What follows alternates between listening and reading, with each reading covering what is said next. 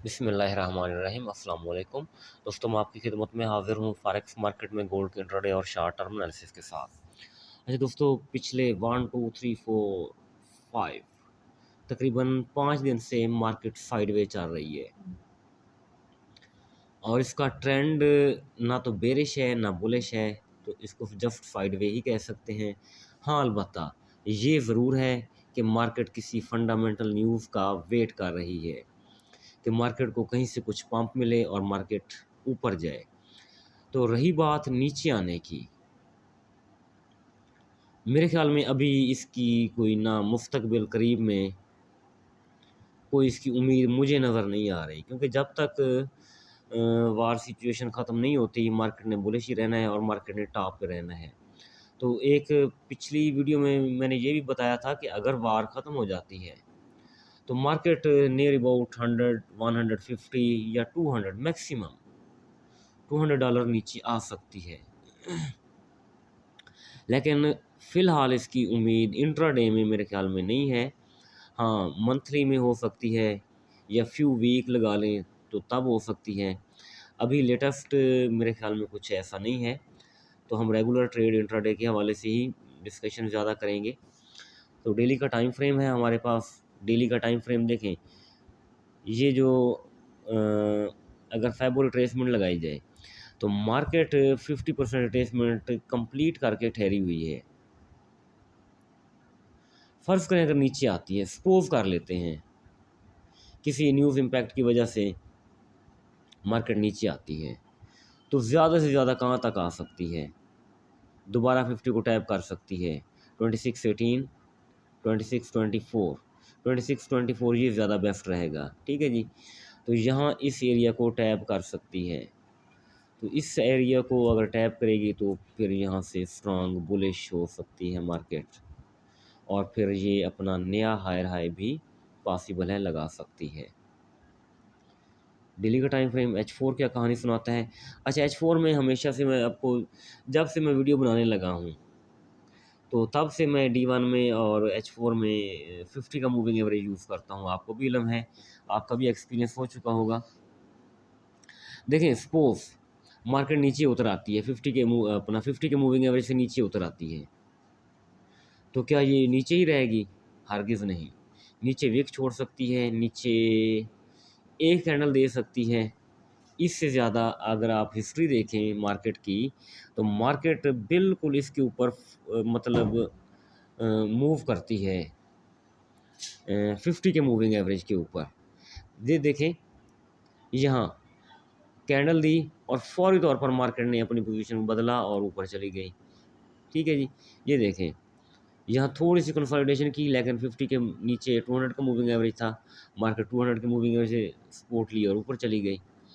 तो कभी भी ये नीचे जिस तरह देखें ना, ये इसके 50 के मूविंग एवरेज के ऊपर ट्रैवल कर रही है, तो 50 के मूविंग एवरेज के नीचे कभी ट्रैवल नहीं किया इसने। हमेशा ये ऊपर ही रहती है। हाँ, थोड़े बहुत 1-2 कैंडल, 2-3 कैंडल दे दे वो एक अलग इशू है, या विक छोड़ दे वो एक अलग कहानी है। तो इसके अलावा मेरे ख़्याल में ये हमेशा ऊपर ही रहती है। तो फ़र्ज़ करें ये नीचे आती है, तो 2618 बनता है हमारे पास, साथ में 100 का मूविंग एवरेज आया पड़ा है, और साथ ही ये हमारे पास लेवल बनता है फैबो का 2618। ठीक है जी। यानी फैबो भी है और मूविंग एवरेज भी है हमारे पास। तो मेरे ख़्याल में ऐसा कोई नहीं है कि ये मज़ीद नीचे ट्रैवल ही करती जाए और नीचे ये मतलब सेल में गिर जाए, ऐसा मेरे ख़्याल में पॉसिबल नहीं है फ़िलहाल। तो इस वक्त हम यही कहेंगे कि देखिए, मार्केट इस वक्त मूव कर रही है 2657 के ऊपर। अगर दोबारा भी नीचे आती है तो नीचे ये विक लगा सकती है। ठीक है जी। 22 है, 27 है, 32 है, या मैक्सिमम 18 तक। तो 18 तक विक लगाने का मतलब क्या हुआ? 100 के मूविंग एवरेज की सपोर्ट लेगी और साथ में 50 की अपना 50% ऑफ फैबो की सपोर्ट लेगी, तो फिर स्ट्रांग बुलिश हो जाएगी। H1 में देखते हैं, तो H1 में देखें आज मार्केट 200 के मूविंग एवरेज की सपोर्ट के ऊपर ठहर गई, बल्कि आज नहीं पिछले 1 2 3 3 दिन से, और इससे पहले भी ये देखें 200 का मूविंग एवरेज है, मार्केट ने इसकी सपोर्ट ली है, तो इधर ट्रैवल कर रही है 50 के मूविंग एवरेज के ऊपर कंप्लीट।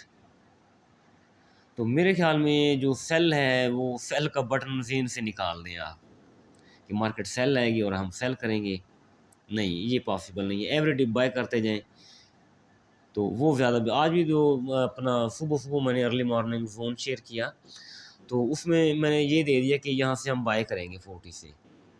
तो मैंने ये नहीं कहा कि आप, मार्केट तो ऊपर थी, कि आप ऊपर से सेल कर लें नीचे से बाय कर लें, मैंने कहा नहीं, बस यहाँ से आएगी तो हम बाय करेंगे।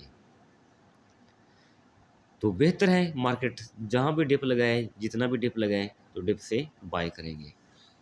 तो ये जो डिस्कशन है इंशाल्लाह अल्लाह ताला के हुक्म से ऐसा ही होगा। अच्छा, ये ज़ोन ड्रा किए मैंने H4 का अपना टाइम फ्रेम है इधर ट्रेडिंग व्यू में। तो ट्रेडिंग व्यू में अगर मार्केट नीचे आती है तो 26 29 26 20 और 26 10 लास्ट है ये 26 10, ठीक है जी। यहाँ तक मार्केट नीचे आ सकती है, यहाँ से स्ट्रांग बुलिश हो जाएगी मार्केट। अगर यहाँ से स्ट्रांग बुलिश होती है तो टारगेट, बाय के टारगेट क्या होंगे, 26 99 27 15 और 27 33, ये वाला एरिया ऊपरी बार रहेगा। लेकिन अभी रेंज बाउंड है मार्केट, तो अगर कोई इम्पैक्ट आता है न्यूज़ का या मार्केट वोलेटाइल होती है, तो ये चीज़ें हमारे ज़हन में होनी चाहिए कि मार्केट कौन कौन से टारगेट अचीव कर सकती है। तो ये है। तो दूसरी बात क्या करें, दूसरी बात ये है कि अगर मार्केट डिप में आए तो बिस्मिल्लाह पढ़ के बाय में बैठ जाएंगे। तो अगर सेल करना चाहें, फ़र्ज़ करें आपका है प्रोग्राम सेल का, भाई अगर वाकई कोई लेवल मिलता है, तो सेल का लेवल मेरा ठीक है 26 77 से 80 तक है, ठीक है जी। अगर यहाँ विक छोड़ के रिजेक्शन लेती है लेकिन कैंडल नीचे क्लोज़ करती है तो सेल कर सकते हैं हम। अगर मार्केट बॉडी ऊपर देती है तो मेरे ख़्याल में तो फिर हमें सेल भी नहीं करना चाहिए यहाँ से।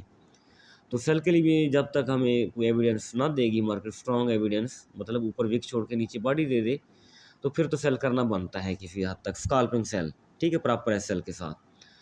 तो वो सेल एरिया है हमारा, ये नीचे बाय एरिया है हमारा, ठीक है जी। तो मेरे ख्याल में इसके अलावा सेंटर से ना बैठा जाए। तो जब बंदा सेंटर से बैठता है ना तो परेशानी बहुत होती है, तो मसला बनता है। दोस्तों ये आज की वीडियो थी, तो उम्मीद काफ़ी आपको अच्छी लगेगी, और अल्लाह ताला के हुक्म से मार्केट इसको रिस्पेक्ट देगी। अपना बहुत सारा ख्याल रखिएगा। तो अगर मेरा ग्रुप ज्वाइन करना चाहते हैं तो एक्सनेस की आईबी भी है, ऑप्टा की आईबी भी है, तो आप आईबी ज्वाइन करके ग्रुप को ज्वाइन कर सकते हैं। बहुत बहुत शुक्रिया।